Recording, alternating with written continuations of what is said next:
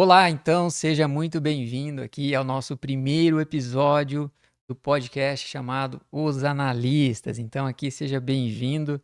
Vamos aqui começar com esse passo inicial em um podcast aqui. Com certeza traremos aí muito mais episódios, muitas mais conversas aqui para trazer aqui não somente falar sobre mercado, mas principalmente os nossos profissionais de análise de investimentos, analistas CNPI aqui do nosso Brasil. Então, muito obrigado por você estar assistindo. O nosso tema aqui será sobre se o mercado é eficiente ou não. O mercado, afinal, é eficiente? Então, é um tema aí que dá muito o que falar, muito polêmico, e nós vamos conversar um pouquinho sobre esse tema aqui hoje, trazendo aqui uma ilustre presença de um convidado que vai agregar muito aqui para o nosso papo. Então, primeiro de tudo, apresentar o nosso podcast, qual é a proposta. Então, a proposta do podcast Os Analistas é para que essa profissão muito importante, que é tão relevante aqui para os investimentos aqui no Brasil, na questão das análises e principalmente das carteiras recomendadas que nós encontramos aqui, oferecidas por várias casas de análise, por várias researches. Então, trazer um pouco mais da importância dessa profissão aqui do analista, que está aqui, digamos, né, na cozinha aqui dessas casas de análise ali, né, muitas vezes solitário ali em alguns momentos, mas responsável por essas análises e a importância dessa profissão, né, que é uma profissão regulada, e aí nós temos a APMEC, vinculada à CVM, que regula essa profissão. Então nós queremos trazer aqui a importância de você estar embasado em recomendações de analistas. Então nós temos aí um crescimento muito grande do mercado. Mas, antes disso, deixa eu apresentar aqui o nosso ilustre convidado, Pedro Madaloso. Seja muito bem-vindo. Muito obrigado, Igor. Muito bom estar aqui no primeiro episódio do podcast Os Analistas. Hoje a gente vai falar de um tema bem polêmico, como todo mundo sabe. O mercado é eficiente ou não? E o que isso deveria influenciar em como você toma decisões de investimento? Então a gente vai tratar alguns pontos bem importantes, mas isso a gente vai falar mais daqui a pouco. Muito bom, muito bom. Vamos lá, eu vou me apresentar rapidamente aqui. Então, meu nome é Igor Standi, sou analista CNPI, tenho alguns anos aí de mercado, a gente vai evoluindo e com certeza o analista, ele, a cada período que ele trabalha em análises cada vez mais profundas e conhece mais o mercado, ele vai evoluindo. Então, isso é uma jornada não só minha, mas de todos os analistas aí do Brasil. E que um detalhe, né, Pedro? Não somos muitos, né? Somos poucos Sim, analistas ainda no Brasil, né? hoje a gente deve ter menos de 2.000 analistas ativos no Brasil. Então é uma profissão que, por mais que o mercado tenha crescido muito, o número de analistas não cresceu tanto assim para acompanhar. Não acompanhou, Então, né? às vezes, a gente tem uma falta de oferta de analistas frente à demanda que é cada vez maior. Perfeito, perfeito. Então, sou um, né? Sou um desses analistas que está aqui no mercado, ajudando esse mercado a crescer e acompanhar esse crescimento do mercado. E gostaria aqui que o Pedro aqui se apresentasse. Não tem limite de tempo, tá? Se apresente Uhum. com todo o tempo necessário aí, mas conta um pouquinho o que você faz, onde que você trabalha, o que você já, né? Como você agrega aí para essa profissão aí tão importante como a do analista. Como analista de valores imobiliários, eu sou credenciado desde o ano passado. Sou CNPI 3434. Como o Igor falou, é uma profissão que é regulamentada pela APMEC. Então, vocês podem buscar tanto pelo meu nome quanto pelo nome do Igor. Vocês vão ver o nosso cadastro ativo na APMEC. E no mercado financeiro, como investidor, eu comecei em 2018, 19, mais ou menos. Lembro da primeira ação que eu comprei, que foi uma ação da Vale. Pouco tempo depois, aconteceu aquela queda da barragem de Brumadinho. Então, comprei a ação, vi uma queda muito grande em curto período de tempo. Foi bom para começar a ficar calejado no mercado já e entender que as ações não vão só para cima. Naquela época eu ainda trabalhava com TI, eu era programador. Aí com o tempo fui querendo mudar de carreira, estudando por conta, me certifiquei. Então hoje eu trabalho em um fundo de investimento. Perfeito, muito bom. E assim, eu acho que o que é interessante também e que agrega muito na profissão do analista, né? Eu, particularmente, tenho uma experiência muito grande na economia real, ou seja, trabalhando na indústria automobilística, tendo a visão ali, né, do negócio na vida real ali, o negócio não do mercado financeiro, mas o negócio das empresas ali que estão operando, né? Inovando, gerando lucro, gerando resultado. Isso é muito legal, agrega muito para a visão do analista. E, obviamente, acho que o mercado está ficando como o Pedro falou, ainda são 2.000, menos de 2.000, mas o mercado está ficando cada vez mais, está crescendo, não está Sim. acompanhando o crescimento da indústria, mas está crescendo e está trazendo essa pluralidade de analistas que vêm de áreas diferentes, que não necessariamente começaram sendo analistas, né? Então isso é muito legal aqui também, é um espaço que a gente quer abrir nesse podcast Hum. para trazer pessoas que já têm uma experiência, assim como o Pedro aqui, né, que nós temos aqui, mas também pessoas que estão começando, que são os analistas que estão no início da sua jornada aí, né?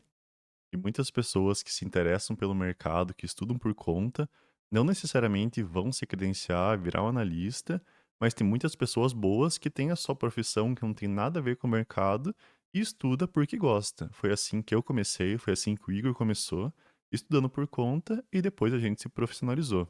Então, todas as pessoas podem seguir esse caminho também, mudar de profissão, virar um analista ou manter até mesmo as duas em paralelo. Perfeito. E aí, como nós falamos, o mercado é grande, está carente de analistas, acho que é muito importante a gente reconhecer isso e a gente nesse podcast quer dar valor para esses Quer dar todos. espaço para todo mundo que quiser falar um pouco sobre como foi sua transição de carreira, sobre como é a profissão de analista, trazer alguns casos que foram bem-sucedidos, alguns nem tanto, para compartilhar experiências e ajudar o mercado a crescer como um todo. Perfeito. Então nós vamos dar o pontapé inicial aqui, né, Pedro? Vamos começar e vamos lá, vamos trazer esse espaço aqui e está aqui aberto para todos que quiserem. Nós vamos aí ter realmente uma oportunidade aqui de, de voz, né, de palavra para os nossos colegas, todos aí Sim. CNPI. Então vamos lá, né? O nosso tema de hoje ele é sobre se o mercado é eficiente. Então, Pedro, acho que se a gente fosse falar do quanto polêmico é esse tema aqui, ficaríamos uma meia hora aqui só falando disso. Óbvio que nós não vamos gastar tanto tempo nisso, mas por que que ele é polêmico na sua visão? O que que você acha? Eu tenho uma visão aqui, mas eu queria escutar Hum. primeiro a sua. Porque essa é uma resposta que não dá para você falar só sim ou não. Para o mercado ser eficiente, existem várias premissas que têm que ser atendidas. Existem algumas coisas que só funcionam na teoria, que na prática são muito diferentes. Porque, querendo ou não, a gente sabe, quando a gente está mexendo com dinheiro, as pessoas deixam de ser tão racionais e o emocional conta muito. E nessas horas que a teoria deixa de ser verdade. Então, as pessoas falam, o mercado é eficiente, o preço não importa, o mercado não é eficiente, só o preço importa.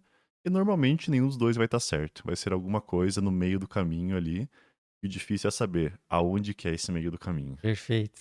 Tá falando que tem dois espectros, então, né? Dois Exatamente. extremos ali, onde de repente a teoria, né?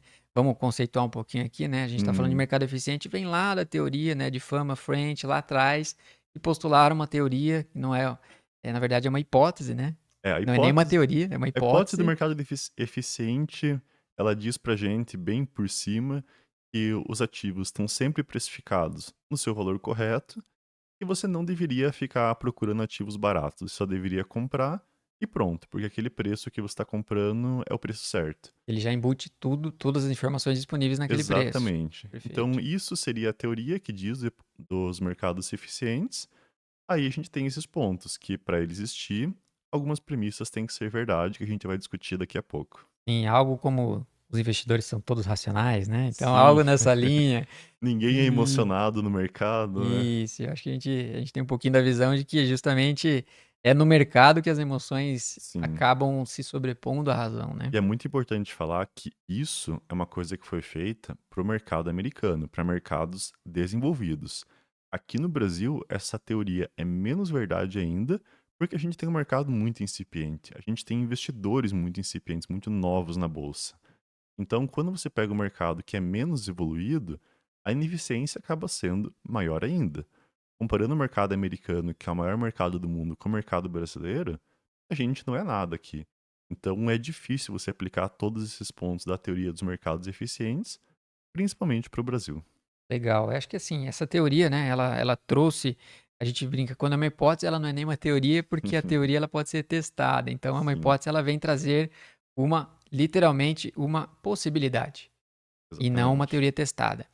E aí, obviamente, nós temos, vamos falar aqui, a gente, né, usa o português claro aqui, virou um fla-flu, né? A gente tem um fla-flu de muitas pessoas aí na internet mesmo até, né? Se discordando, Twitter e por aí vai. Twitter é o Tem lugar que mais tweet, tem né? briga na internet, né? Exatamente. Esse sempre foi um tema central ali, porque acaba sendo um pouco desse fla-flu aí. Poxa, Uhum, quem acredita ali na HME, né? Que é a hipótese dos mercados eficientes, vai lá, defende seus pontos ali com, né, com unhas e dentes, assim como o outro lado também. uhum. Mas o que a gente vê é essa hipótese, ela presume, então, que o investidor é racional, Passar ponto por ponto e a gente vai discutindo já exatamente sobre isso. pode ser. Então, o que o Igor já estava falando pra gente, uma das primeiras coisas que o mercado eficiente diz é que os investidores, eles conseguem tomar decisões racionais com as informações que estão disponíveis no mercado. Contextualizando um pouco sobre isso. Vamos voltar para o meu exemplo da Vale, que eu falei que foi uma das primeiras ações que eu comprei. Se você tem uma informação que a Vale começou uma nova exploração, isso vai melhorar a receita dela em 10, 20% para os próximos anos. Todos os investidores vão reagir da mesma forma a isso? Já começa por aí. Qual que é a sua opinião? Todo mundo consegue incorporar essa nova informação no preço do mesmo jeito? Eu acho que a teoria ela acaba trazendo esse ponto que, quem sabe, quem adere a essa teoria possa sofrer um pouco desse impacto ou fazer uma confusão. A informação, isso aqui agora a visão do Igor, minha visão, Hum, a informação estar disponível é um fato, sim. Nós compararmos o mercado lá atrás, né? Época de Benjamin Graham, de Warren Buffett quando começou, do próprio Barsi aqui, aham. nosso brasileiro, né? O nosso Warren Buffett brasileiro aqui, que é o Barsi. Então, realmente, existia uma escassez na informação, uma dificuldade de você obter essa informação, né? Sim, Para antes não você, tinha um site que disponibilizava tudo isso pra gente em questão de minutos. Você tinha que bater na porta das empresas para conseguir informação, e nesse caso, a informação era muito relevante. exato. Porque se você era investidor pessoa física pequeno nos Estados Unidos, muitos anos atrás, você não ia lá na porta da Apple pedir a demonstração financeira da companhia. Então, Ou se obviamente, fosse, não você iam abrir a tinha. porta para você, né? Ou não iam te entregar. Então você com certeza tinha menos informações e quem tinha informação tinha vantagem. O Então isso era poder. uma coisa que fazia muito sentido antigamente e que hoje com a internet deixou de ser verdade para praticamente todo mundo. Perfeito. Então, voltando ao que eu estava falando, eu acredito que a informação estar mais disponível e com a disponibilidade que a gente chama de tempestiva, né? Ela é disponível ao mesmo tempo para Uhum. todos e de forma rápida e instantânea. Sim, isso é uma verdade. Nós temos um mercado hoje que disponibiliza essa informação através da internet de forma igualitária para todo o Sim. globo, para todo mundo, para todos os investidores ou analistas, quem esteja analisando aqueles ativos. A questão é o julgamento que cada um faz com aquela informação.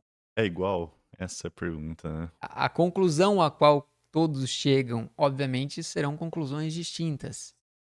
E aí a hipótese é trazer isso para nós assim, poxa, então eu tenho a divulgação disso e a informação chegando ao mesmo tempo, quer dizer que isso está no preço e que esse Uhum. julgamento está refletido no preço?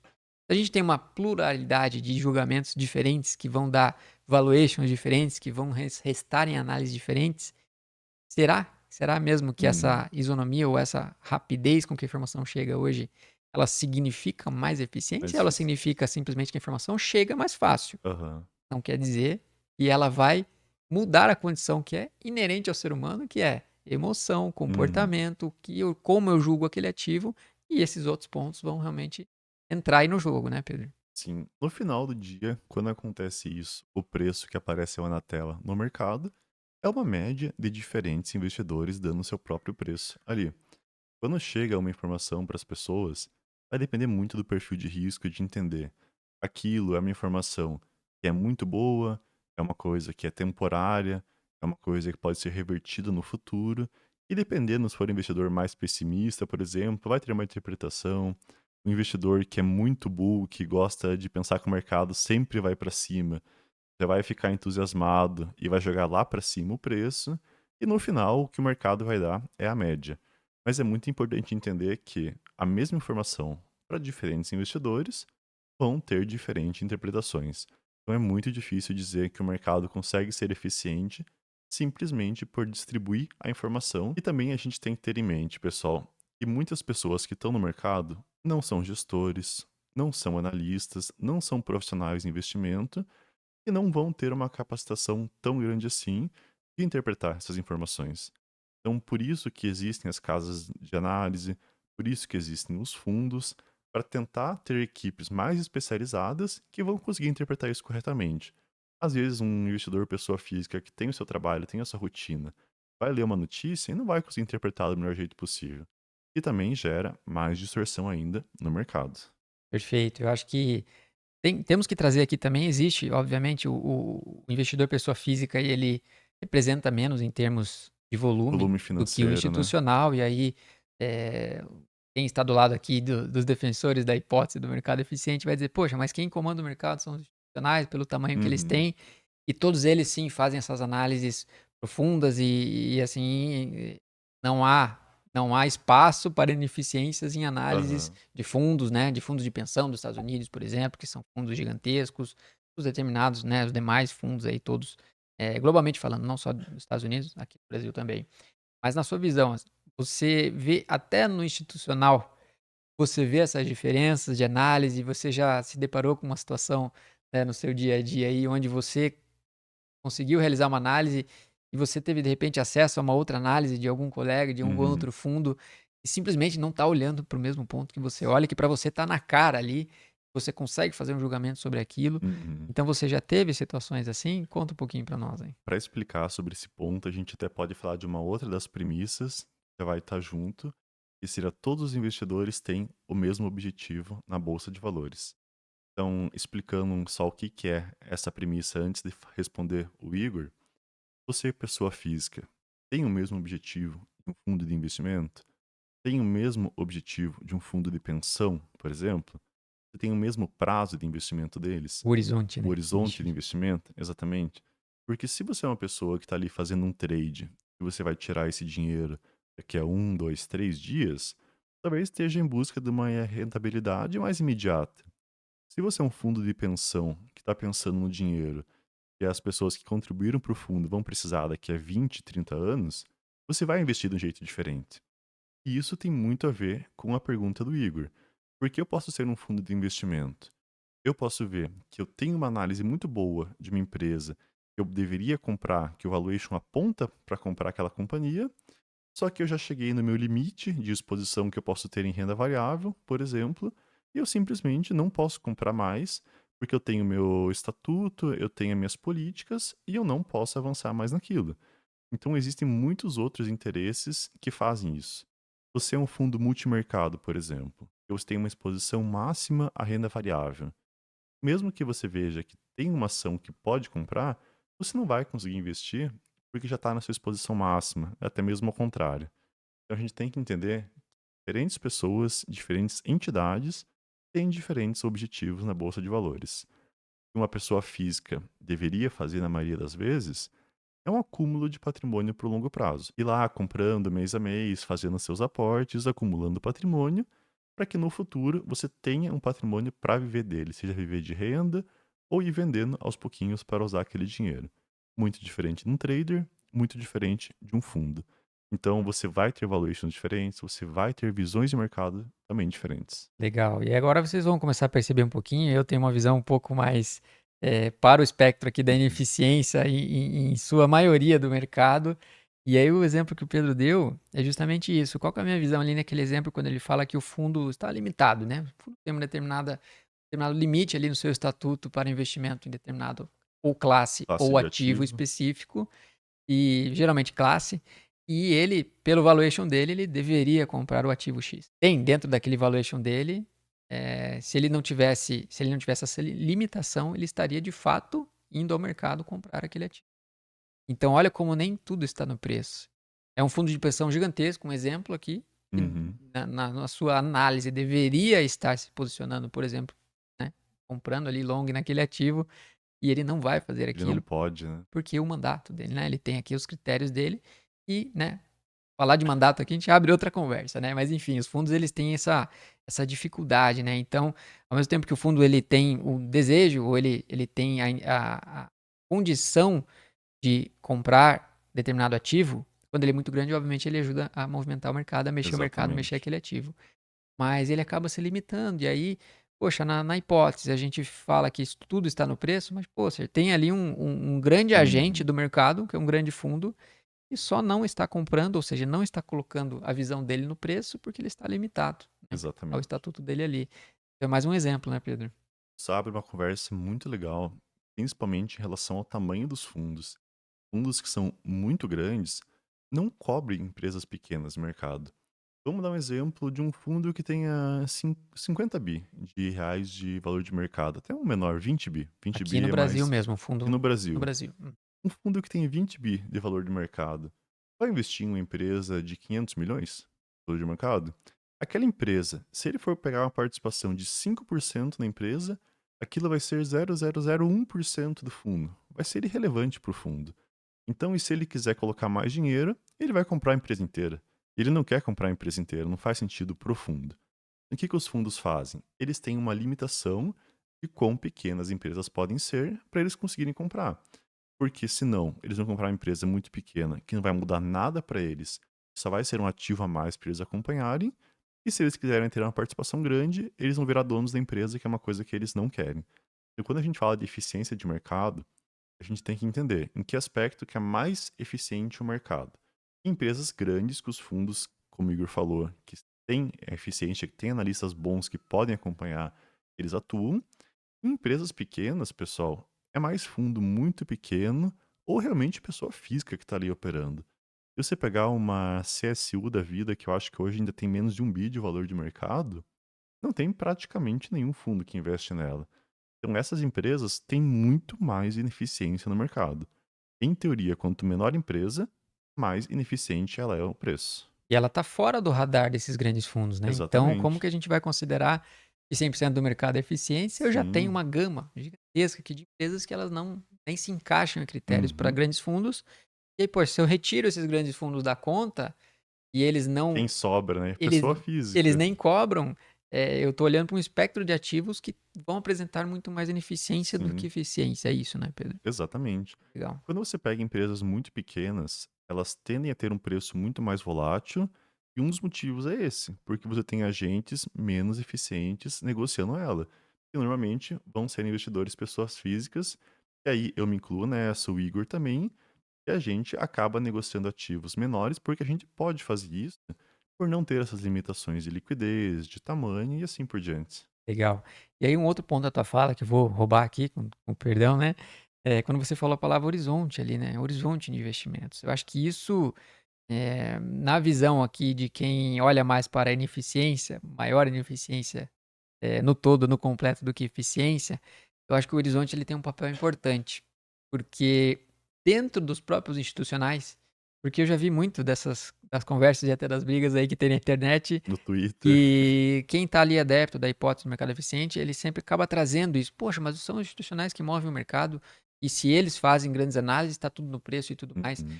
Mas dentre os próprios institucionais, nós temos horizontes e mandatos ali muito Muito diferentes. diferente. Então, o que acontece? Aí vou trazer o exemplo, vamos usar, obviamente, pandemia de exemplo aqui, né? Uhum. A pandemia que nós tivemos, e os gestores, por mais que o mercado esteja cada ano melhorando, a consciência do investidor ou do cotista, né, no caso dos fundos ali, vem melhorando, na hora do pânico, como nós tivemos aí na hora Ninguém é racional na hora na do hora do pânico, né? circuit breaker ali, dificilmente, né? Óbvio que isso vem evoluindo, mas ainda, né, nós tivemos um impacto enorme na pandemia. Então tá lá o gestor posicionado, tá lá long em bons ativos ali, tem uma tese Uhum. completa. Eu brinco que o valuation é só a parte final ali, né? Tem muitos fundos, quantos fundos aí, né? E a gente, pô, pessoas que a gente admira aqui mesmo, né? Gestores como o Breda que sempre vinham trazer racionais aqui do fundo dele, lá do Alasca, ensinando também, né? Trazendo mais, é, clarificando mais para o cotista que a tese de um investimento que um fundo utiliza, ela é muito qualitativa, né? Muito de conhecer a Sim. gestão também, não só quantitativa. Nem tudo tá na planilha, né? E nem tudo está na planilha, perfeito. E aí o que acontece? Num momento de estresse do mercado como esse, como uma pandemia, vem aquela onda de resgate, de saques por parte dos cotistas. E aí o mercado está lá dando circuit breaker, o gestor está sentado em cima de bilhões ali, e para ele, se ele tivesse mais muito mais que aqueles bilhões ali, ou seja, mais aporte, naquele momento ele estaria aportando mais ainda nos ativos que ele investe, porque Em ele um sabe momento que deveria ser o mais propício, que tá tudo caindo, né? que as pessoas, então os investidores deveriam colocar mais dinheiro na mão do gestor e eles acabam Sim. tirando. E o que acontece? Explica para nós, Pedro. Tá lá um gestor e ele vem uma onda de resgate gigantesca, num pânico do mercado. E o pessoal, como é que a gente fala, né? Panica aí, Panica, né? panica e pede o resgate e o gestor tem que fazer o quê? Ele tem que ir lá vender as posições que ele não gostaria de vender, certo? Ele tá indo Exatamente. contra a tese dele, certo? Essas horas, fluxo que a gente chama é muito importante. Porque se você tem fluxo de dinheiro que você tem que dar de resgate para os seus cotistas, quase todos os fundos carregam uma posição pequena de caixa, que é para você pagar um resgate ou outro de vez em quando. Só que quando tem alguma coisa sistêmica que acontece muito resgate de uma hora para outra, a gente tem que pensar, da onde vem o dinheiro que o gestor está te dando do seu resgate? Vem dos ativos que ele está vendendo.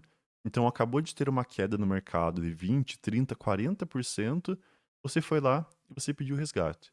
É como se você pensasse, eu estou obrigando o gestor a vender um ativo dele, depois caiu 40% para ele me dar o dinheiro. É o que o pessoal brinca que você está comprando na alta e está vendendo na baixa. Basicamente, quando você pede um resgate nessas horas, é o que você está obrigando o gestor a fazer. Tem, uma, tem um estudo muito legal que fala sobre o Magellan Fund, do Peter Lynch, que foi um dos fundos com o melhor retorno do mercado. Eu acho que foi 25% ao ano que ele deu, durante uns 11 anos mais ou menos, que foi o período que o fundo existiu, e a maioria dos cotistas perdeu dinheiro no fundo deles. Por que a maioria dos cotistas perdeu dinheiro? Porque o pessoal aportava quando o mercado estava só subindo, e às vezes os ativos estão mais esticados, estão precificados mais do que deveriam, e quando o mercado caía, quando tinha algum cenário de estresse, as pessoas iam lá e resgatavam o dinheiro. Então o mercado subia, os cotistas aportavam. O mercado caía, os cotistas tiravam dinheiro. Então, por mais que foi um dos melhores fundos que a gente tem história, os cotistas perdiam dinheiro por causa da sua ansiedade por não conseguir ver o mercado cair sem pedir resgate. Tem que lembrar, pessoal, investimento é para longo prazo. Então, se caiu o mercado, não peça um resgate, não venda suas ações por medo. As coisas no longo prazo tendem a se acertar. No curto prazo, preço é movido por fluxo. No longo prazo é movido por fundamento. São os Funda- resultados das empresas. Perfeito, fundamento e valor, né? Fundamento e valor, exatamente. Eu acho que esse ponto que você trouxe, Pedro, né, de, poxa, o que motivou então, o que motivou esses investidores a pedirem o resgate foi o comportamento. E não uma Sim. escolha, não uma Não decisão racional, né? racional, foi sim o comportamento. E eu lembro na pandemia, né, quantas pessoas próximas ali, realmente vendendo tudo no fundo, seja, vendendo no fundo, os seus fundos, né, ficou aqui redundante, mas e vendendo também as ações, né? Então viram lá muita gente investindo em Petrobras, Vale, a gente tem muita gente que entrou no mercado há pouco tempo e só começou por essas empresas grandes Sim, conhecidas. E a gente viu aí uma recuperação de todo o mercado, né? Então realmente acho que o que você abre aqui é um pouquinho da conversa de comportamento. Eu exatamente. acho que o comportamento é o que vai realmente ditar o seu sucesso no longo prazo ali na renda variável. Não vou falar só de Sim. bolsa, ações aqui, né? Tem também os fundos imobiliários, a gente traz essa mesma dinâmica aqui para os fundos imobiliários, Uhum. que é um mercado que tem mais pessoas físicas do que É, institucionais, tende a ser mais ineficiente ainda. mais evidente, né? E um outro ponto, ainda relacionado à época da pandemia, como exemplo, muitas pessoas estavam naquele bull market, estava subindo o mercado já fazia uns 3, 4 anos. O pessoal botou mais dinheiro do que deveria em renda variável. Muitas pessoas não tinham reserva de emergência. Quando estourou a pandemia, o pessoal viu que as ações também caíam, não ficavam só subindo, e muitas pessoas, infelizmente, perderam o emprego, precisaram do dinheiro e precisaram resgatar o fundo sem ter reserva de emergência. Nessa hora que você vê que não dá para você ter todo o seu dinheiro em renda variável. Porque se você faz isso sem ter uma mínima reserva de emergência, vai chegar um momento de estresse. Deveria ser a hora que você ia comprar um pouco mais, ou simplesmente esperar ali, você vai ter que sacar tudo porque você vai precisar do dinheiro. Então isso é outra coisa que é muito comportamental. As pessoas sabem que deveriam ter reserva de emergência, sabem que investimento é para longo prazo, mas na hora que aperta, precisa sacar tudo. E qualquer semelhança com o momento atual aqui é uma mera coincidência, hein? É, Nós vamos aqui, estamos num momento aqui de mercado, as coisas de novo subindo, né? Muita coisa, o mercado como um todo aí realmente se valorizando bastante. Vai poder testar, né? Fazer um sim. comparativo ali 2020 com 2020. O mercado é cíclico no final do dia, as É, coisas se repetem. Parece isso. que o investidor, às vezes, tem uma memória um pouco curta, que esquece o que aconteceu nos últimos ciclos e vai voltar a acontecer a mesma coisa. Sim. Principalmente porque tem muita gente nova entrando na bolsa. Então, essas pessoas que não viveram, por exemplo, as quedas recentes. Eu não vivi a queda de 2008, por exemplo, foi lá nos Estados Unidos. Aqui em 2016, no Brasil, que acho que foi um dos pontos mais baixos que a gente teve na bolsa, taxa de juros muito alta, alguns problemas estruturais no país, e ficou uns 3, 4 para mais com anos que a bolsa só caía. Então você ia lá, você aportava, muitas pessoas me falaram isso, você aportava seu dinheiro, no mês seguinte, quando você ia ver, você tinha menos do que você aportou antes. Exato. Então, Eu vivi um pouco desse 2016 essa para frente, mas via experiência fundos. Eu ainda não investia diretamente, diretamente mas eu pude sentir um é uma pouquinho. coisa que deve doer você pegar o seu aporte e você ver que o seu aporte não serviu para nada ali, tá cada vez menor. Mas é isso que é o mercado. Você está comprando mais ações, o preço cai, mas uma hora os fundamentos batem na porta e o preço volta a refletir isso. Eu sou otimista, eu acho que aqui a gente está fazendo o nosso papel, aí trazendo mais conhecimento aqui nesse podcast, conhecimento de analistas e quem vive e respira isso aqui diariamente. Eu sou otimista e eu espero, então, que pelo menos quem passou 2019, 2020 e já está calejado um pouquinho, já viveu pelo menos um desses períodos, e aí a gente está vendo o mercado subir agora e em algum Uhum, momento ele vai ter alguma grande queda novamente. A gente sim, espera que pelo menos essas pessoas, né, os novos aí, quem sabe façam ou tenham um comportamento parecido, mas pelo menos essas pessoas que já tiveram essa é, oportunidade lá em 2020, 9 para 20, e que o façam diferente, né? Eu acho que um pouco do exatamente. nosso papel aqui também É é isso, conscientizar as pessoas. conscientizar. E aqui a gente já tem uma opinião, acho que bem qualificada para isso, porque a gente está no espectro aqui do investimento e da análise pura, quantitativa e qualitativa dos ativos. Mas nós, como analistas, nós estávamos falando até agora de gestores, também os gestores, eles não são responsáveis pelos investidores. Então, o investidor, quando coloca o seu capital no fundo, ele deveria delegar para o gestor e fazer o que o Pedro falou. Poxa, nesse momento você deveria colocar dinheiro na mão dele e não tirar. Mas nós, na analista CNPI, aqui via casas de análise, researches, fundos, não temos o poder de controlar o comportamento dos investidores. Então a responsabilidade é sua, investidor, de ter bons A gente comportamentos. pode dar uma recomendação do que seria melhor fazer naquela situação, só que a decisão no final é sempre do cliente, é sempre do investidor. Sempre do Então a cliente. gente dá o caminho, o investidor escolhe o que fazer. Se, por exemplo, é um momento que a gente vê que é bom comprar, mas uma pessoa não gosta de renda variável, ela prefere investir só em renda fixa, que no Brasil é muito bom, que a gente tem uma taxa de juros muito alta aqui historicamente, a pessoa não vai seguir a nossa recomendação porque não é o perfil de investimento dela. E isso pode acontecer.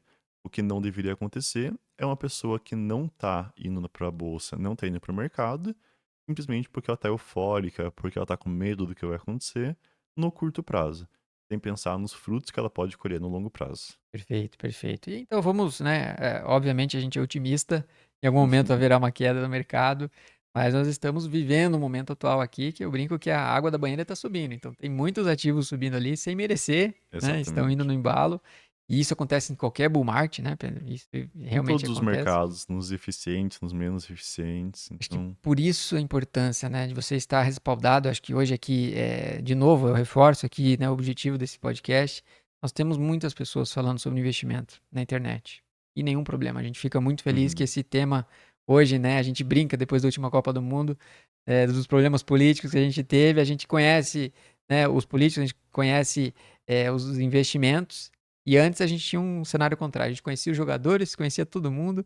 E hoje em dia você conhece muito mais de outros assuntos. Eu sim. acho que o investimento ganhou uma relevância, né? Esse foi um dos assuntos que mais cresceu na internet Com ultimamente, né? certeza. As pessoas procuram muito. E o que a gente faz o alerta aqui, como investidores, como analistas, perdão, como analistas de investimento, é procure recomendações de analistas. Se Né? Sejam informe. eles ali autônomos ou sejam eles via casas de análise, researches. Procure essas recomendações de analistas, porque eles são, nós somos analistas aqui, nós temos, inclusive, né, Pedro, vedações, nós temos que, a partir de uma Exatamente. determinada recomendação, nós temos que enviar isso para para o nosso órgão regulador, respeitar prazos ali. Então, é totalmente ausente aí de conflito de interesse. Então, outro ponto que a Exatamente. gente quer reforçar aqui. Então, se você tem ali alguém que você admira no YouTube, no Instagram, e gera conteúdo, mas por um acaso não faz recomendações, Uhum. de fato, igual o analista pode fazer recomendações, que é o único que pode fazer recomendações. Então, tome cuidado, procure, né, realmente Exatamente. estar embasado aí. Procure os analistas, somos poucos ainda, mas vamos crescer, né, Pedro? E é muito importante você achar um analista que tem um perfil de investidor parecido com o seu. Porque se você achar algum tipo de analista, pegando um exemplo bem genérico aqui, que prefere só empresas de crescimento, empresas com grande potencial, mas você é uma pessoa que está procurando empresas de valor, que pagam dividendos no curto prazo, você não vai gostar das recomendações, você não vai seguir a carteira, e no final do dia você vai dizer que aquilo não funciona. Mas isso é mais porque você não achou alguém que fosse compatível com a sua estratégia de investimento.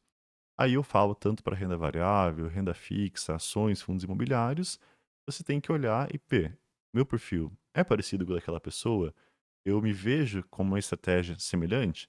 Aí é uma coisa que pode dar certo, se não seguir recomendação só por seguir, sem entender o que está acontecendo, vai chegar uma hora que você vai falar, isso não funciona e vai voltar a investir só em renda fixa, como muitas pessoas falam, bolsa é cassino, né? E é uma coisa que a gente ouve falar bastante aqui.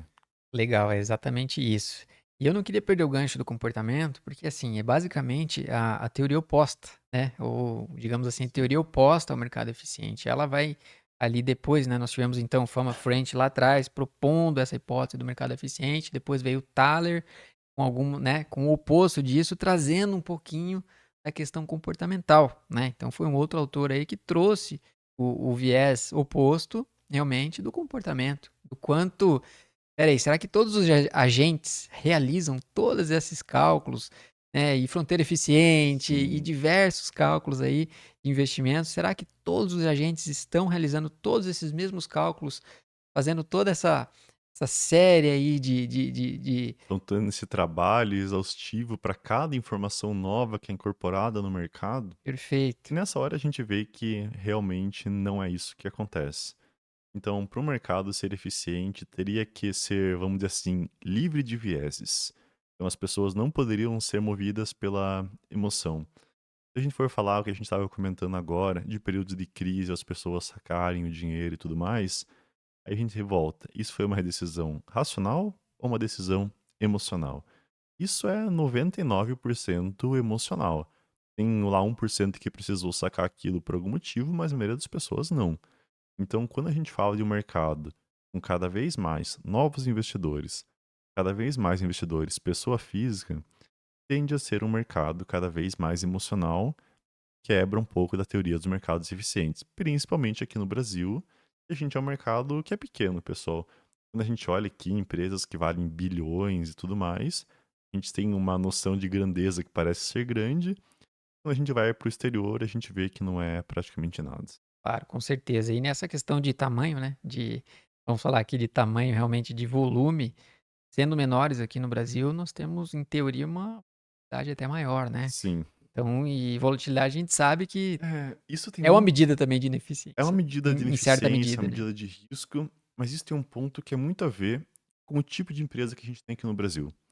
Quando a gente fala do Brasil, que a gente é o celeiro do mundo, que a gente exporta muita commodity, commodity por si já tem um comportamento cíclico.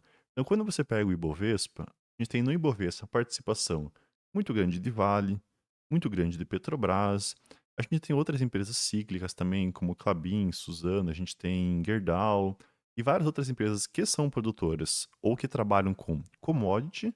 E se você pegar a cotação dessas empresas, é quase que um eletrocardiograma. Ela sobe, desce, justamente porque o preço de uma empresa que exporta commodity vai ser atrelado ao preço da sua commodity.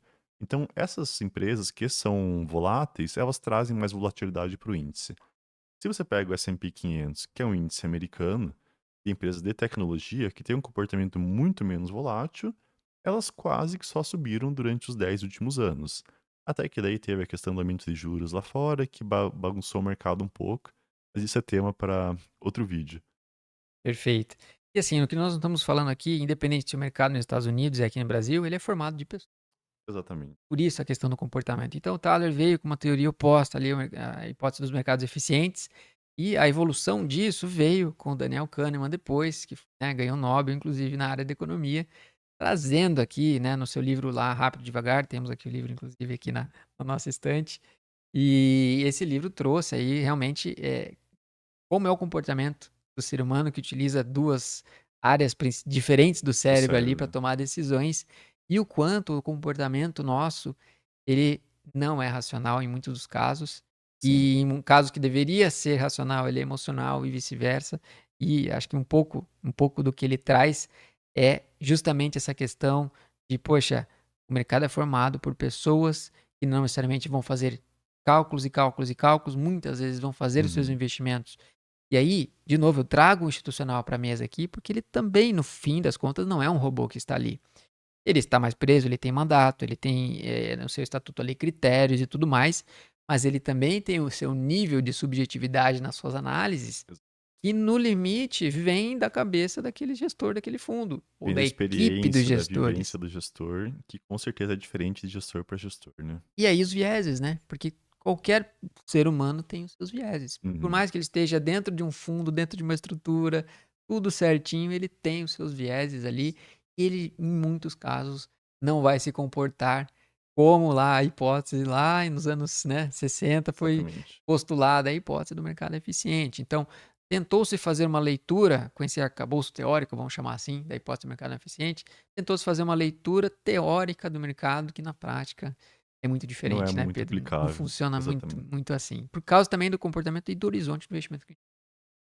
O João Braga da Encore, ele fala bastante sobre vieses que, como todos os gestores sabem ou deveriam saber, isso é uma coisa que influencia muito. Pode ser algum setor que você não gosta de investir por uma experiência que você teve, que você não vai olhar aquele setor. Pode ser algum tipo de empresa, não invisto em empresa de commodity, não invisto em empresa que trabalha com tal e tal produto. Essas coisas influenciam muito na análise. Influenciam muito e são coisas que não são racionais. Isso é quase que 100% comportamental. Até corroborando com o que o Igor falou, da parte que não são todas as pessoas que são matemáticas, que estão lá fazendo cálculo. O Peter Lynch, que eu comentei anteriormente, ele era psicólogo, se eu não me engano. Então, ele era uma coisa que não tinha nada a ver com o mercado. Eu não vou saber exatamente se é psicólogo, mas ele tinha alguma formação que era dessa de humanas, Uhum. e por entender como as pessoas pensavam, isso dava uma base para ele, ajudava ele a entender o mercado. Então você vê que nem todo mundo é um matemático genial que tá lá tradando, que tá lá negociando os ativos. Essas coisas causam muita dispersão no mercado. Você trouxe esse exemplo, eu lembro de um exemplo do livro dele, que ele comenta que a esposa dele foi pro mercado e viu lá uma marca de um determinado produto Sim. e todo mundo comprava, então assim, não teve nada de matemático quantitativo naquilo, ele simplesmente, né, como gestor ali, mas ele foi provocado por um insight, um input da Uhum. esposa, e percebeu, nossa, que ela tá vendendo bastante aquela marca, eu não lembro exatamente do que era, mas era Eu acho que era uma marca de meias, algo se eu não assim, tô enganado. perfeito, algo assim. E aí ele falou, ele era né, ele lia muito bem as pessoas, ele falava isso, né? Às vezes, algo que está na sua frente tem muito mais potencial do que falando de um ativo aqui, né? Aham. Um ativo, uma empresa, um produto, um serviço que você vê passando na sua frente no seu dia a dia ali, tem muito mais potencial do que uma outra ação, um outro Sim, ativo que tá lá, né, o mercado inteiro cobrindo e olhando para aquilo. E aí você encontra essas deficiências e elas vêm do comportamento, né? Olha, ele fazia uma leitura muito boa do comportamento humano. Então eu, Igor, aqui trago muito essa questão do comportamento como uma forma aqui, esse lado oposto aqui da hipótese de mercados eficientes uhum. que postula um tipo de comportamento que o ser humano Não tem. não tem, não consegue seguir, Ele, né. você pode estimar que ele vai ter esse comportamento, Sim, mas ele não tem. Poxa, Igor, mas a média. Tá bom, eu entendo isso, mas na média, tudo que é negociado está lá em que aquela média do preço reflete. Não, porque pode ter um grande fundo que tem um determinado valuation sobre um ativo e ele resolve não comprar. exatamente. E Isso, vender, né? Entrar short também é uma outra se ele conversa aqui, não né? negocia, o valuation dele não tá no preço, O né. valuation não está no preço e ele é gigantesco. Então, se ele entrasse no preço ali, ele derrubaria, né? Ou, enfim, perdão, ele elevaria o preço daquele ativo. E a brincadeira quando se fala do short, né, de entrar vendido, é Uhum. que você pode não ter capital suficiente para se manter vendido, Por né, muito tempo, né? por muito tempo. Como é que é aquela frase? Você pode se tornar solvente antes que, É, né, que o mercado realize aquela perda. quando teve o caso da GameStop, que teve o short squeeze, que a gente viu isso. Tem a frase que o pessoal do Wall Street Bets falava, que o mercado pode se manter muito mais irracional do que você líquido por mais tempo. Acredito que era essa frase. Então, isso é uma coisa também que é outra tecnicidade que eles têm e não é aplicável às vezes para investidor pessoa física. E, assim, aqui é um disclaimer, pessoal. Investidor pessoa física não opera em short, porque vocês podem se dar muito mal, e eu me incluo nisso, eu não faço short de jeito nenhum, e você pode se dar muito mal e perder seu capital investido por algum erro, por alguma distorção de mercado. É, exatamente, só Disclaimer feito aqui, né? perfeito. E contextualizar, short é entrar vendido. Para você entrar vendido, você tem que alugar a ação de alguém, porque você não pode vender algo que você não tem. Então Exatamente. você paga uma taxa para alugar a ação de alguém para vender. E se aquele ativo cair a determinado nível, você comprar ele, você tem uma operação com lucro aí. Mas manter, né? Se manter ali com solvência, que fala, você ter Aham. fundos para manter essa taxa aí, esse custo de carrego do short, não é uma É análise algo muito simples, arriscado. é muito complicado e a gente não recomenda para você, investidor pessoa física, né? Até fundos aí faziam isso com mais frequência, né? Não sei se você tem um pouco mais de informação que eu, Pedro, mas não é uma operação Não é nem um pouco fácil e fácil. nem simples, né? Isso é uma coisa que a irracionalidade do mercado pode te prejudicar.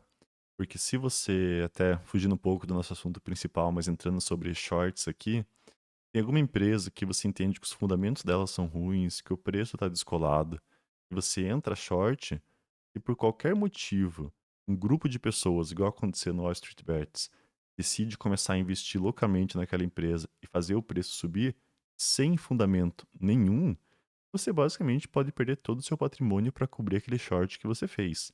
A gente viu o fundo de investimento quase quebrando no caso da GameStop lá fora. Imagina você perder milhões por causa de um short que deveria ser uma coisa pequena ali, simplesmente porque o mercado foi irracional. Aí você pode pensar, ah, mas é só esperar então, eu vou esperar 1, 2 anos, quando o mercado voltar a ser racional, o preço daquele ativo vai ficar tudo certo, daí eu não vou ter perdido esse dinheiro. Não é assim que funciona. Os bancos não vão deixar você ficar no negativo, vamos dizer assim, a sua corretora não vai deixar você ficar no negativo, esperando que algum dia o preço da ação volte. Eles simplesmente vão executar você, vão vender forçado todas as suas ações para cobrir aquela perda que você teve, e o patrimônio que você acumulou durante anos foi perdido em questão de dias, meses ali. É, exatamente, isso é muito perigoso, a gente sabe, sempre faz esse alerta aqui, muito bom, Pedro, isso é realmente importante. E a gente trouxe, né, eu trouxe o assunto do short ali para falar, poxa, mesmo fundos institucionais grandes que deveriam entrar short num ativo, ele Uhum, não entra porque ele tem esse custo de carrego, ele carrega um sim, risco, então deveria estar no preço isso. E não e está. não está. Então, poxa, então só não comprar, eu não estou entrando no preço. Poxa, mas eu fiz um valuation que ele deveria valer menos, obrigatoriamente você deveria entrar vendido. E é o Uhum, que a gente está falando, para a pessoa física, né, realmente não faça isso, né, a não ser que você seja um profissional, analista como nós aqui, sim, saiba o que está fazendo, ou um gestor. E os próprios institucionais não vão entrar vendido em tudo que eles acreditam que tem um valuation exatamente. menor. Então, não, como que tudo está no preço, Tem né, Pedro? fundos, por exemplo, que são fundos que só ficam comprados nas ações. Fundos long only, por exemplo, Long. que não fazem operações short. Esse mesmo cenário. Fiz um valuation, vi que aquela ação não está no preço que eu gostaria, não posso entrar vendido por mandato, simplesmente deixa de lado. Aquele valuation entrou no preço? Não entrou. Então é outro ponto de mercado, deixa de ser eficiente. Legal. E agora, esse é um ponto que eu analisei um tempo atrás. E eu gostaria de trazer aqui como agora é provocação mesmo da hipótese de forma direta aqui. Já que a hipótese postula, né, então que todas as informações entram no preço, eu queria saber a tua opinião, Pedro, colocando dessa forma aqui. Já que a hipótese postula então que tudo está no preço e que, poxa, a cada nova informação demora ou leva X tempo, algum determinado Uhum. Tem tempo, um lag ali, até ser incorporado, né? até essa informação ser incorporada no preço. Não estamos aqui discutindo se isso é de fato, né? A gente concorda ou não, mas enfim, vamos supor que sim. Então sai uma nova informação Uhum. e após essa nova informação, existe um delta de tempo até essa informação ser refletida no preço. Sim. A minha pergunta é, poxa, se eu não sei precisar qual é esse delta, ou seja, eu não sei dizer quanto tempo isso leva, Uhum. não seria isso a própria prova de que a hipótese do mercado Não é eficiente aplicável, né? não é aplicável, ela não faz sentido, porque ao eu definir que, poxa, eu tenho um delta, então do tempo zero até o tempo um, eu tenho um delta aqui, poxa, então eu estou dizendo que esse tempo zero aqui, o preço Sendo não refletido estava sendo ali. refletido. Então, na minha opinião, poxa, se alguém traz essa hipótese, a hipótese do mercado eficiente, como algo que é aplicável, Uhum, então, na minha visão, deveria trazer então uma fórmula de calcular esse delta. sim. Então, ó, demora X tempo até essa informação ser, né, Incorporado, né? incorporada. Se não tem, você está assumindo que o mercado é ineficiente. E aí cai muito. Desculpa só para não atrapalhar a sua resposta, mas cai muito nisso. Não, não. A gente acredita que tem lá a hipótese, postula que tem a hipótese fraca, semi-forte e forte de mercado e que 95% do tempo ele é eficiente, mas Uhum. 5%, 10% não. Então, não fica um pouco fácil de acomodar a teoria assim? É, Jogar assim um percentual são sem os cálculo níveis de nenhum? O eficiência, né, que eles falam. que você acha disso? Eu vou trazer 2 exemplos para falar disso. Então, pegando um exemplo bem recente, Energias do Brasil. Não sei se é uma empresa que você acompanhava de perto, mas eles basicamente tiveram uma OPA, uma oferta de fechamento de E capital. realmente estão saindo, né? E nesse caso, o que aconteceu? Eles divulgaram que receberam uma oferta de fechamento de capital. Não lembro exatamente os valores, mas vamos chutar que foi a R$ 25 a oferta de fechamento. A ação no dia anterior estava lá, 19,20. No dia seguinte, ela foi para 25. Agora vamos entender, por que que teve essa precificação de um dia para o outro? Por que que foi rápido nesse caso? Porque simplesmente o valor correto da ação, o valor que deveria estar, foi dado. A empresa que estava acompanhando falou: eu vou comprar por 25. Então é uma informação fácil de ser incorporada no preço e de uma ação grande, que tinham vários players acompanhando. Então, nesse caso, o lag que você tem é muito baixo nesse cenário, por causa desses dois motivos. Era uma ação que o mercado acompanhava e era uma informação que era fácil de você incorporar no preço, porque o preço foi dado. Segundo exemplo, de alguma empresa grande também, mas que tem um pouco mais de complexidade para você incorporar aquela informação. Vamos pegar a PetroRio. PetroRio fez uma nova perfuração no campo, eu acho que foi Frade, se eu não estou enganado, aumentou a produção de petróleo em não sei quantos mil barris, e você vai ter um aumento de produção, um aumento de resultado. Perfeito. É uma companhia que o pessoal acompanha, que o mercado acompanha? Sim, é uma companhia grande, o mercado acompanha. É uma informação fácil de você precificar? Não. Por quê? Ah, você pode me dizer, pô, ele aumentou o número de produção de barril. É só pegar isso, multiplicar pelo valor de petróleo, e você tem aumento da receita. E qual que é o valor certo do barril de petróleo? Está variando todo dia. Então isso vai depender da sua premissa, vai depender de se você entende que vai cair, se vai subir. Então até chegar no consenso, isso pode levar 1, 2, 3 dias, semanas, até que o mercado chegue ali no meio termo. Então como que você calcula esse lag, esse tempo que demora para ser incorporado? Não calcula, basicamente. Você tem que meio que esperar, como o Igor falou, não existe uma fórmula para isso, e nessas horas o mercado não consegue incorporar a informação de forma rápida. E aí tem um outro extremo totalmente. Vou voltar para o meu exemplo da CSU aqui, porque acho que ela é uma das menores empresas que eu consigo lembrar hoje. Tem menos de 1 bi de valor de mercado. Você pega a CSU, eles fizeram um anúncio que a divisão deles no exterior, que eles abriram, Miami, se eu não estou enganado, mas uma divisão no exterior, fechou um novo contrato. Não tem institucional acompanhando ela, é uma empresa muito pequena, talvez a notícia nem seja tão relevante assim, porque a gente não sabe o tamanho do contrato. Quando que isso vai entrar no preço? Talvez vai entrar no preço quando ela divulgar o relatório trimestral dela, e daí lá ela vai falar que teve esse novo contrato, que aumentou tanto a receita, e o pessoal vai ver. Foi bom? Vai bater o preço para cima. Foi ruim? Vai bater o preço para baixo. Então vai ter um lag maior ainda. Por quê? Porque não é uma informação fácil de ser colocada no preço, porque não é uma empresa que o mercado está acompanhando, então o lag é muito grande. Realmente não tem como você ter essa medida de tempo, porque é muito diferente de companhia para companhia. Perfeito, mas assim, né, eu acredito que a gente tem um pouquinho de divergência, você acredita que de uma forma geral ele tem uma eficiência. Eu acredito que existe um nível de eficiência de mercado. Eu até posso dizer que quando eu comecei a estudar, eu era muito teórico. Eu estudei muito a teoria sobre investimentos, sobre mercado eficiente. Uma das pessoas que me introduziu ao mundo dos investimentos era muito adepta a teorias dos mercados eficientes, então eu fui muito moldado nisso. E com a vivência eu fui vendo que não é 100% assim, e daí acredito que existe um nível de eficiência, só que o nosso trabalho como analista, muitas vezes é achar essa ineficiência, é ali que a gente vai conseguir gerar realmente valor. Perfeito, né, através da nossa estimativa de valor, né. Eu tento estimar o Exatamente. valor, tentamos estimar o valor. Valor é diferente de preço normalmente, né. Exatamente, exatamente. E quem, digamos assim, na parte prática, quem aplica essa hipótese, né, o investidor que aplica essa hipótese, o que eu vejo muito, né, eu vejo esse investidor falando: "Olha, como o preço não importa, né, como o preço não Uhum, importa, basta que eu faça uma boa análise", e basicamente eles acabam selecionando por qualidade, né. sim. Então, pô, encontrar a empresa com maior qualidade, e basta investir no preço que tiver em tela, Uhum, eu vou estar fazendo um bom negócio.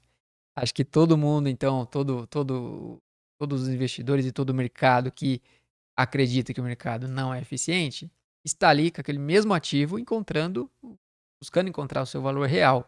E aqui ninguém está dizendo que quem aplica e postula e uhum. acredita na ineficiência do mercado, e é perfeito, né, que realmente de uma forma geral, assim, acerta o seu valuation e encontra o valor real. Porque entre 10 analistas, obviamente, vão sair Resultados diferentes, né. resultados diferentes, mas é importante que todos convergem para encontrar valor que não está ainda no preço, Exatamente. certo? Então acho que esse ponto que eu queria trazer, poxa, será que quem está investindo dessa forma, só selecionando qualidade, pagando Uhum. qualquer preço, será que a probabilidade dele de ter um bom resultado é mais alta mesmo? Porque a gente tem lá exemplos aqui no Brasil, né? Aham. PEG, sempre famosa que está cara, né? EG, Raia Raia Drogasil por muito Drogasil, tempo. Magalu agora, né, realmente agora corrigiu, mas enfim, são exemplos aí de muitos investidores que aplicam nesses ativos essa teoria. Poxa, não interessa o preço que tem ali, Uhum.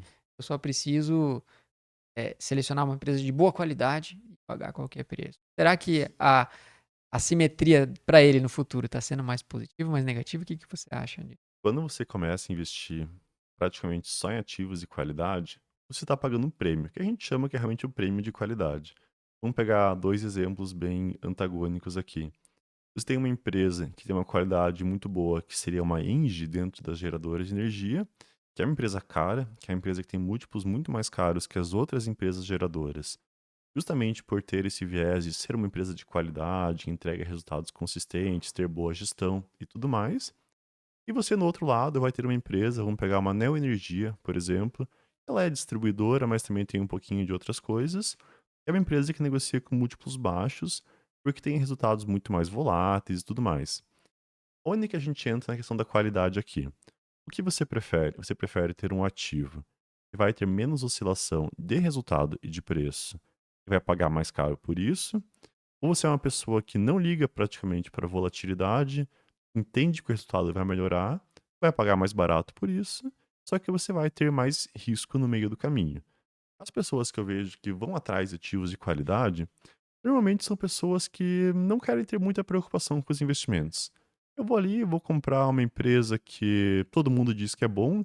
Às vezes não é nem porque eu estudei a empresa, mas todo mundo diz que essa empresa é boa, deve ser boa então. Eu vou lá comprar, vou deixar ela na minha carteira e não quero ter dor de cabeça. Não quero ficar olhando o resultado trimestral, não quero ficar vendo notícia, só quero comprar e esquecer ali. Aí essas pessoas acabam pagando mais caro, acabam pagando esse prêmio pela tranquilidade dela. O trade-off é É, essa tranquilidade que ela tem. exatamente, é a tranquilidade. Se você é uma pessoa que não, eu quero gerar valor, eu quero ter uma rentabilidade melhor na minha carteira e eu tô disposto a dedicar tempo para isso. Eu vou acompanhar a notícia, eu vou acompanhar resultado por resultado, eu aceito comprar uma companhia mais arriscada para ter pagar mais barato e ter um resultado melhor. Aí você abre mão dessa tranquilidade, vamos dizer assim, só que o teu resultado esperado no futuro é maior. Você tende a ter uma rentabilidade maior, você tende a ter um retorno maior. Sim, isso independente ou dependente, não sei qual a tua visão, de fazer o DCA, né, acho que a gente pode falar um pouquinho disso, Aham.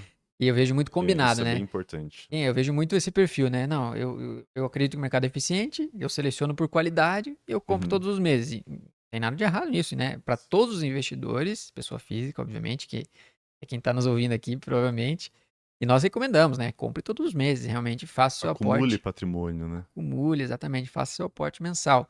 Então faça o seu DCA, Sim. independente se você está olhando, né, valor ou não. Mas a gente vê muito, eu vejo muito combinado, né, então eu acredito na po no tudo está no preço, eu acredito que tudo está no preço, que está refletido no preço, eu seleciono as empresas de maior qualidade, pago qualquer preço e compro todos os meses. Esse Aham. combo eu tô protegido. E É o aí combo a do minha investidor pessoa física, né. isso, e aí a minha opinião, eu sou do outro espectro, eu acredito que, assim, você tá deixando muito valor na mesa aí. Aham. Pode funcionar, como você falou, pode funcionar para quem não quer acompanhar o mercado, serve para quem acredita que simplesmente pagar o preço de tela está ok, está de Uhum. acordo, eu não quero ter que analisar muito o ativo, então eu vou concordar com aquele preço de tela e fazer o famoso DCA. Se quiser explicar um pouco Aham. para nós também o que que é o É, DCA ou se tem estudos vamos sobre isso. contextualizar o que que é o DCA e o que que é o Lump Sum, que são 2 estratégias bem comuns no mercado. Então, o DCA, pessoal, é você ir lá de períodos em períodos, normalmente mensalmente, quando você receber o seu salário e tudo mais, você vai comprar um pouco. Então, todo mês você compra um pouco e vai acumulando patrimônio ao longo do tempo. Pegando um exemplo aqui, você tem R$ 1 milhão, você vai dividir isso em seus aportes, vai aportar ali 10 mil por mês e perfeito, você vai acumulando patrimônio ao longo do tempo. O oposto disso é você pegar esse mesmo R$ 1 milhão, colocar na bolsa tudo de uma vez. Então, vamos entender o que que isso tem a ver com o que a gente estava discutindo sobre valor, preço e tudo mais. E durante 10 anos, vamos pegar que o seu tempo de acúmulo de patrimônio vai ser 10 anos. Se você comprou todos os meses, você vai pegar diferentes preços todos os meses. Então, alguns vai estar mais baixo, alguns vão estar mais alto e assim por diante. Se você bota seu dinheiro de uma vez, você vai ter comprado todas as suas ações daquela companhia a um preço. Em um Então, determinado momento. em um determinado momento. Então, se você pegou um preço muito ruim, por exemplo, você vai carregar esse preço ruim por 10 anos, no mínimo, nisso para mais. Então, é muito importante que, se você vai ter um dinheiro muito grande, por exemplo, e você aporta tudo de uma vez na bolsa, você esteja ciente que, primeiro, você está comprando um ativo bom a um preço bom, porque você vai estar tomando um risco muito grande colocando tudo de uma vez. Aí já é uma recomendação pessoal minha, do investidor pessoa física, Pedro, aporte todos os meses. Se você ganhou um dinheiro grande por qualquer motivo que seja, pessoal, deixem isso na renda fixa, por exemplo, vai pegando um pouquinho daquele valor e todo mês você vai aportando. Porque a chance de você comprar alguma coisa errada, vamos dizer assim, é muito menor fazendo isso aos poucos. Eu vi, muito legal isso que você está falando, Pedro. Eu vi em algum momento do mercado, eu acredito que foi durante a pandemia ali, uma discussão sobre isso que geralmente que gerava uma confusão nos investidores e eram adeptos ali do mercado eficiente, falavam, poxa, quem está aqui procurando valor, né? Então quem acredita que é ineficiente, está buscando valor, não faz o DCA e faz só o lump sum Lump que sum, que é aportar tudo de uma vez, né? isso, e o que eu vejo, de novo, é entre teorias e uma ou Uhum, outra e a realidade eu vejo muita diferença, aplicabilidade. O que eu vejo é que os investidores que procuram valor e muitas vezes seguem aqui as nossas recomendações, né? uhum, Então, estão com a gente aqui procurando valor, procurando essas discrepâncias, né? E eles fazem as duas coisas. Ou seja, ele tem a base da carteira dele, que é fazer o DCA, que é os aportes todos os meses, e a famosa reserva de oportunidade. Você acha que a reserva de oportunidade ela fura esse conceito do DCA? Poxa, se eu fizer DCA puramente uhum, e eu vou ter um melhor resultado do que fazer o DCA para 80, 90% do meu portfólio e ter 10% de reserva, só fazendo aham. em números bem simples aqui, você acha que isso fura esse conceito do DCA ou as duas coisas podem conviver bem? Isso é uma coisa meio contraintuitiva, mas se você pega um mercado, por exemplo, e só sobe, o que que você deveria ter feito? Pega todo o seu dinheiro e aportado tudo lá atrás, porque o mercado só subiu. Só que a gente sabe que o mercado só subiu nesse período 5, 10 anos depois. Então é uma coisa que você vê, quando você olha no retrovisor, é fácil saber qual foi a decisão certa. Mas quando a gente faz o DCA hoje em dia, você vai tender a ter mais tranquilidade nos investimentos e não tem problema nenhum você fazer um mix das estratégias. Você vai ter o seu core da sua estratégia. Eu sou uma pessoa que gosta de ter uma carteira bem diversificada. Gosto de ter 20, 30 ativos, por exemplo, aqui no Brasil. E você vai lá com seu investimento mensal, você vai ver o que que você tem que comprar e você faz o seu aporte. Perfeito. Só que você vai ter uma parte da sua carteira que, se por algum motivo você viu um ativo que está muito descolado os fundamentos dela, do preço, pode ser uma grande oportunidade você querer fazer um aporte maior naquela empresa porque ela está num momento muito bom, não tem nada de errado nisso. O que não pode é você ver, pô, eu gosto muito desse ativo aqui, só vou aportar nesse ativo pelos próximos 2 anos, não vou aportar em mais nada da carteira. Aí você vai ficar muito desbalanceado. Mas você fazer aportes pontuais, Seja porque você tem uma reserva de oportunidade, seja porque você ganhou um dinheiro adicional ali momentaneamente, não tem problema nenhum. Isso é uma coisa que investir não tem as regrinhas, não tem, é muito difícil você botar tudo num papel, o manual do investidor ali. Tem muito feeling de você saber o que está acontecendo ali na hora, e o que o pessoal fala é que investir tem um pouco de arte, né? E eu É, acredito muito nisso. com certeza. Eu acho que o que vale para quem, digamos aqui, está nesse espectro aqui de sim, eu tenho carteira, né? Eu tenho uma carteira e tenho uma reserva de oportunidade, é realmente você saber o que é uma queda, É, né? Porque às exatamente. vezes as pessoas veem 2, 3% de queda, 5 e Isso não é falam, meu nada. Deus, o mercado está derretendo.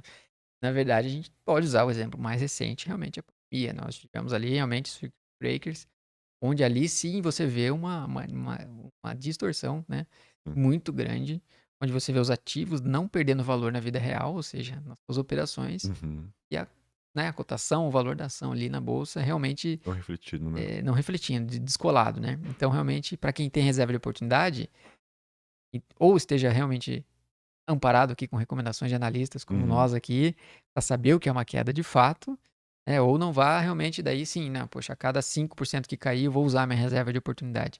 Aí também não está usando corretamente, né, o propósito, né, de uma Aham. reserva de oportunidade. Acho que esse é um comentário que eu acho válido aqui fazer. Mas em resumo as duas coisas podem conviver, Sim, certo? com certeza. Podem estar juntas, né? Isso vai depender do perfil de cada pessoa.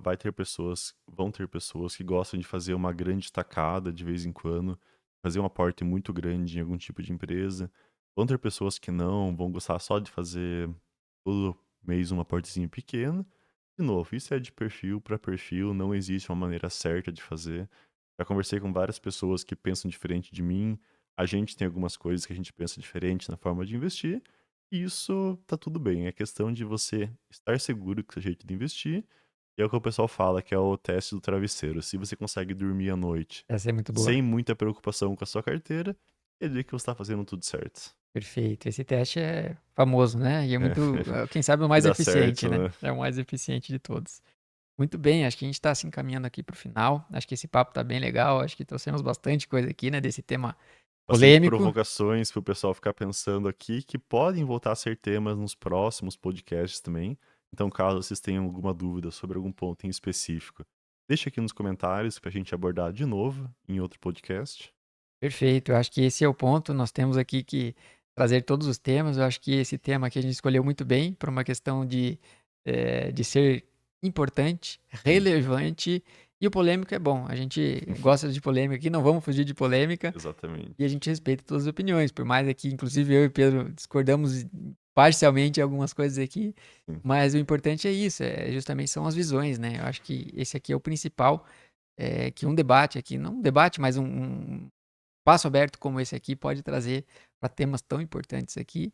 E no fim a gente se preocupa com você, né, investidor, pessoa física, que você realmente sabe o que está fazendo, né? E sim. se for buscar recomendações, busque recomendações novamente de analistas, CNPI, credenciados aqui, que tem, né, a sua profissão regulada e tem uma responsabilidade, né? A gente pode deixar aqui embaixo, no link na descrição, o link da AppMac, que vai ter toda a lista dos analistas que são credenciados. E você pode conferir lá o meu, o do Igor, ou da pessoa que você acompanha no YouTube, que você gosta da forma de investir. A pessoa é um analista e, consequentemente, tem todo o background que os analistas deveriam ter. Perfeito, perfeito. E aqui, para quem entrar no site lá e buscar, então a gente brinca aqui, né? O Pedro é o hashtag 3434, ele, eu não sei Exatamente. quanto que ele pagou para ter esse número aí. E eu sou o hashtag 3099, é nosso número de registro, né? Assim como o médico tem lá o seu CRM. CRM. Então, para vocês verem a importância, né? Cada um tem um número de registro aqui que atesta, né? A nossa capacidade aqui, tanto técnica, mas assim de responsabilidade. É o mais Sim. importante aqui.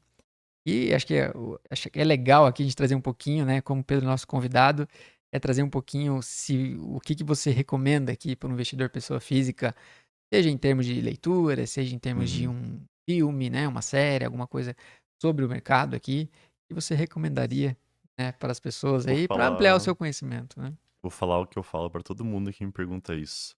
O melhor livro, o melhor artigo que você pode ler são os balanços das empresas. Então você vai aprender na prática.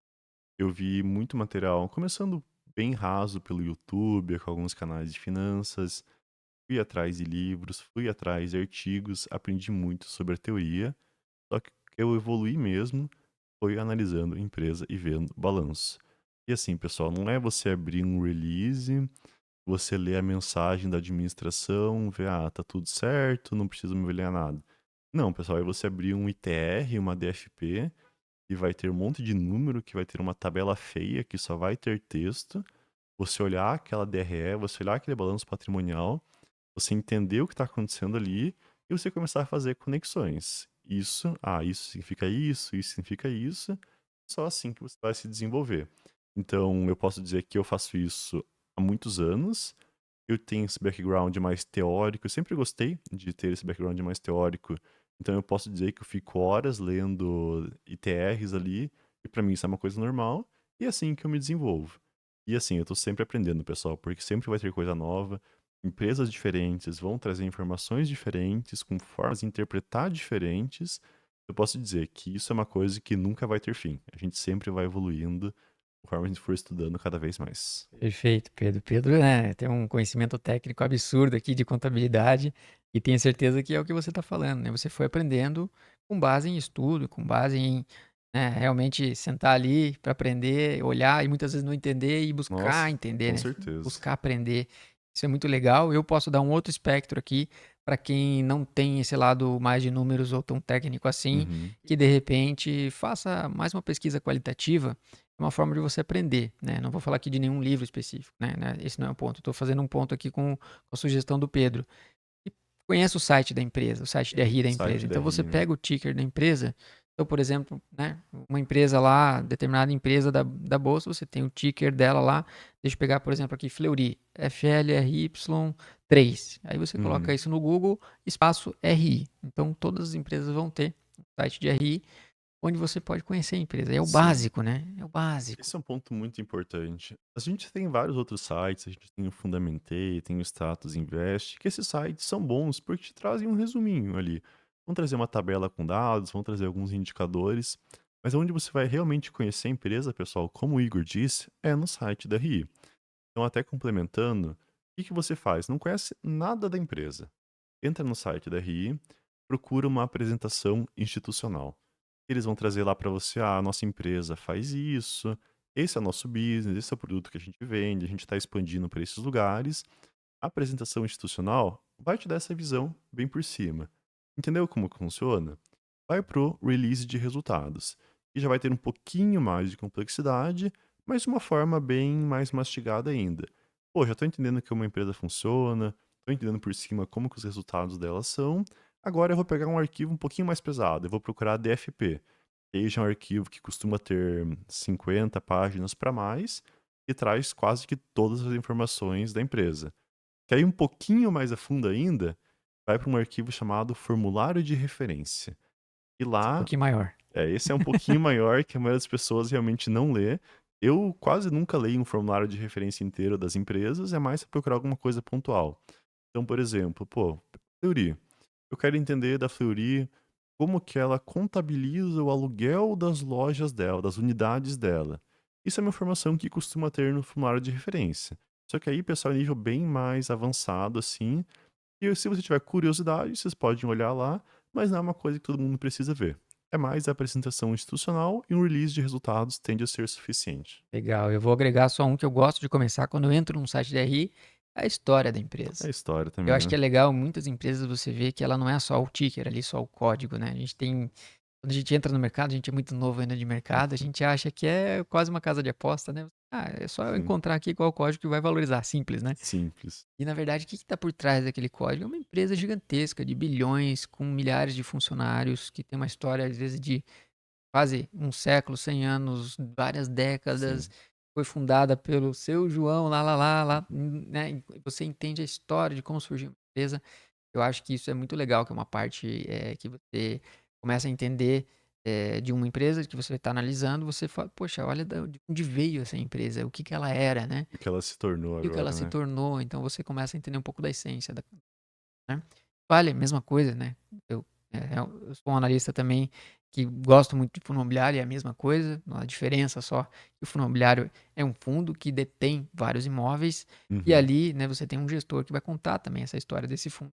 você e o que tem lá dentro e como que estão, né? Como ele evoluiu, como ele cresceu. Exatamente, ele tem uma carta mensal, inclusive, né, os fundos têm um pouco mais de informação frequente, e nesse site da RI, o fundo é a mesma coisa, você tem um site da RI para e lá você tem também a composição do portfólio, quais são aqueles imóveis e quem são os inquilinos, no caso de um fundo de tijolo, né, quem está lá pagando o aluguel Acho que é daqueles legal a imóveis, gente né. trazer um vídeo específico sobre fundos imobiliários, que também tem aumentado muito o número de investidores que gostam dos fundos imobiliários, por trazer aquela renda mensal, aquele dinheirinho caindo na conta ali, mensalmente. E é muito legal essa sensação, né?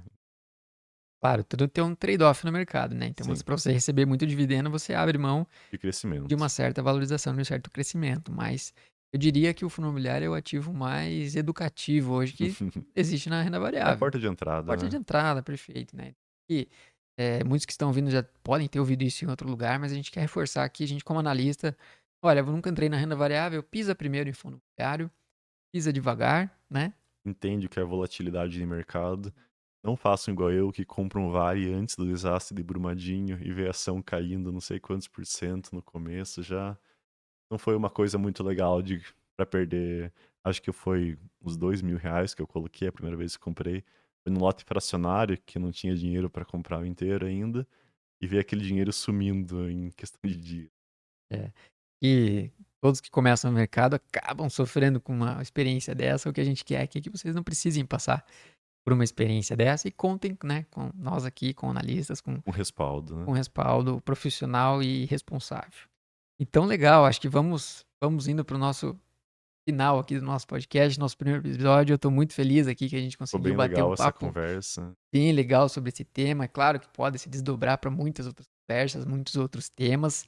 Eu acho que, resumindo, né, o mercado, ele, obviamente, ele é eficiente em alguma medida, mas não exatamente como, de repente, uma teoria, Sim. né, uma hipótese, na verdade, postulada lá em 1960, que vá trazer exatamente como o mercado se comporta. Por quê? Por causa do Uhum. comportamento do indivíduo, né? É, O indivíduo, ele é nós, seres humanos, somos recheados de emoções e o nosso racional, o nosso dentro da caixinha aqui matemática, ele fica muito prejudicado e muito impactado em momentos de muita emoção. E o investidor, né, somos todos iguais aqui, investidores, não tem uma facilidade de lidar com isso. Então, acho que toda a questão do comportamento, ela vem mostrada ali pelo Daniel Kahneman, ela traz isso que realmente a gente toma decisões que muitas vezes não são, né, não são racionais. racionais com os nossos investimentos. Concordo. E aí, vamos finalizar, então deixa os teus contatos aí, tuas redes sociais, Pedro, pra gente, por favor. Então hoje eu tenho um canal no YouTube, o CNPI 3434, que lá é mais voltado para análise de ativos mesmo. A gente abre os balanços, abre os releases, estuda as empresas juntos, então é um canal bem voltado para o educacional, para mostrar para as pessoas como que é feita a análise das empresas e tudo mais. E de contato pessoal, caso vocês queiram me seguir no Instagram, às vezes eu posto algumas coisas sobre finanças, é Pedro Madaloso. Então, Maravilha. Madaloso com Z, Madaloso com L e com Z. com L e com Z. Pedro Isso. A gente Madaloso no vai deixar aqui Instagram. embaixo nos comentários também. E Perfeito. caso vocês queiram mandar algumas dúvidas, tirarem dúvidas sobre a profissão de um analista de valores imobiliários também, deixe meu contato aberto. Legal, eu recomendo, hein, pessoal. Quer aprender sobre análise de balanço? Peguem os vídeos do YouTube do Pedro. Ali é uma escola, é muito bom. Obrigado, Pedro. E aí, aqui no nosso, né, no nosso caso aqui, eu como host, como apresentador, deixo aqui os meus contatos. Então, me siga no Instagram, Igor Stange. Deixo também aqui o contato da Research que eu estou, que é a K2 Research. Então, K2 igual da montanha mesmo. Então, essa é a Uhum. proposta aqui. Então, nos sigam lá, K2 Research, no Instagram. E, por favor, aqui, né, acho que fiquem à vontade, todos que estão ouvindo, queiram mandar mensagens pra gente, vamos deixar o contato aqui embaixo. Sim. Analistas em especial, analistas CNPI, nossos colegas aí, Se sintam convidados a participar também, né? sintam convidados, o espaço está aberto e esperamos aqui ter mais episódios aqui para falar sobre muita coisa legal e fortalecer aqui a nossa Nossa profissão, profissão, né? né, que ela cresça cada vez mais, que esses 2000 virem muito mais que Exatamente. 2000 e acompanhem o crescimento do mercado e também o desenvolvimento das pessoas, né? Seja você aqui um consumidor de uma carteira recomendada por nós aqui, seja numa casa de análise ou de forma autônoma, mas que você realmente entenda as nossas recomendações.